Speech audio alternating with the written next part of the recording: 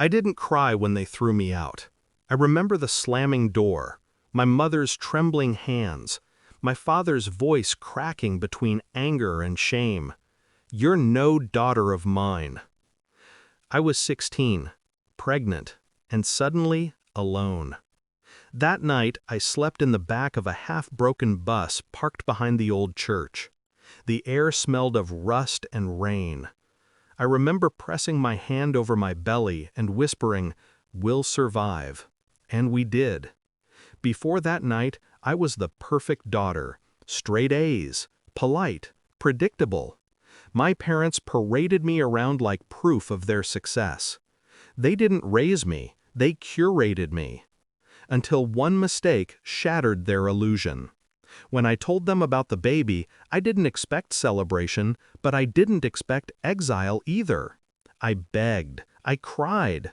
My mother just looked away.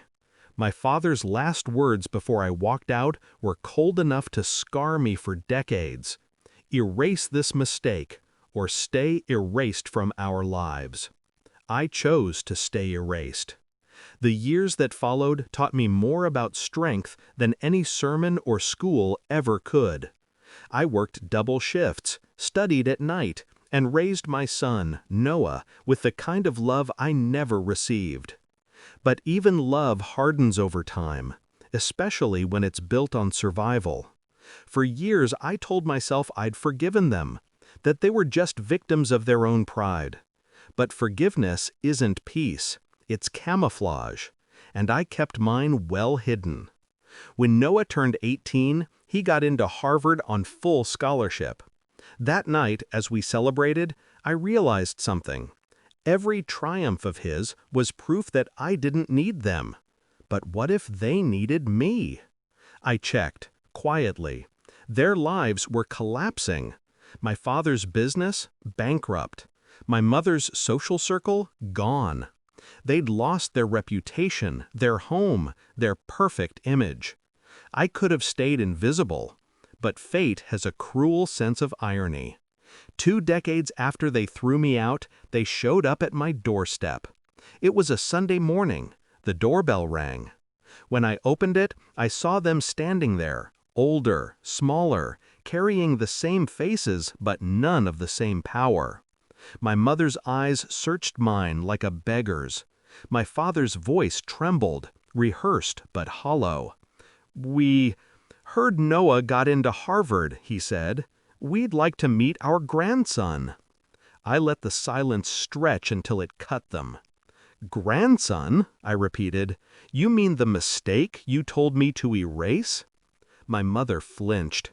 She whispered, "We were wrong, darling. We just want to see him." For a moment, I almost laughed. The same people who discarded me now wanted to borrow pride from my survival. But I didn't rage. I planned. I invited them inside. They looked around my house, the art, the calm, the quiet evidence of a life built from ashes. I watched my father's jaw tighten. They expected bitterness. Instead, I served tea. While they drank, I showed them the framed photos. Noah in his graduation gown. Noah volunteering at hospitals. Noah smiling. And then I paused on one photo. Me, in a white coat, stethoscope around my neck. My father squinted. "You're a doctor?" "Surgeon," I corrected, my voice even. "Built a private practice 10 years ago. You might have heard of Hale Medical Group." He blinked. His eyes flickered with recognition. Of course he'd heard of it. It was the same hospital chain that bought the land he lost to debt. I leaned back. Funny how things come full circle. They shifted uncomfortably. My mother tried to soften it with a smile. "We're just proud of you, sweetheart. Proud." The word tasted like poison. I leaned forward. "Do you know how many nights I begged you not to throw me out? How many times I nearly gave up?" My father looked down. My mother cried. I didn't stop. "You cared more about your neighbor's gossip than your own blood. And now you want to play grandparents?" Noah walked in then, tall, confident, his eyes sharp like mine. "Mom," he said, "who are they?" I looked at my parents, then back at him. "Old ghosts," I said quietly. My father tried to speak, but Noah raised a hand. "If they're the reason you cried in your sleep all those nights," he said, "then they don't deserve to know me." That silence was heavier than any scream. My parents' faces broke, slowly, painfully, like glass fracturing under pressure. They tried to apologize, but Noah turned away. I didn't have to say a word. The punishment had already unfolded. They left without another word. And for the first time in 20 years, the house felt lighter. As I stood by the window, watching them disappear down the driveway, I realized revenge doesn't always need blood or fire. Sometimes it's silence. Sometimes it's a son who refuses to carry your sins forward. My father once told me to erase my mistake. I did. I erased them. I didn't ruin them.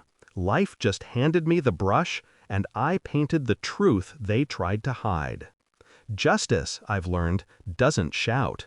It arrives quietly, right at your doorstep.